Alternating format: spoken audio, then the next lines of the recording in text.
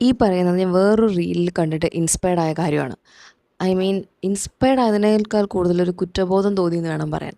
ആ റീലിലെ proper line എനിക്കറിയില്ല. It said something like do not dim someone else's spark. പറയുന്നതെന്ന് പറഞ്ഞാൽ വേറൊരാൾ എന്തെങ്കിലും എക്സൈറ്റഡ് ആയിട്ട് അല്ലെങ്കിൽ ഭയങ്കര സന്തോഷത്തോടെ വന്ന് നമ്മുടെ അടുത്തൊരു കാര്യം പറയുമ്പോൾ നമ്മൾ ആ അതിന് അല്ലെങ്കിൽ അത്രേ ഉള്ളൂ അതിനിപ്പോൾ എന്താ എന്നിങ്ങനെ വളരെ ന്യൂട്രലായിട്ടൊരു എക്സ്പ്രഷൻ അല്ലെങ്കിൽ റെസ്പോൺസ് തിരിച്ചു കൊടുക്കുമ്പം അത് അവരുടെ എക്സൈറ്റ്മെൻറ്റിനെ ബാധിക്കുകയാണ്. ആക്ച്വലി ഞാൻ അങ്ങനെ ഒരാളാണ്. ഞാൻ ഭയങ്കരമായിട്ട് എക്സൈറ്റഡ് ആവുന്ന ഒരാളല്ല.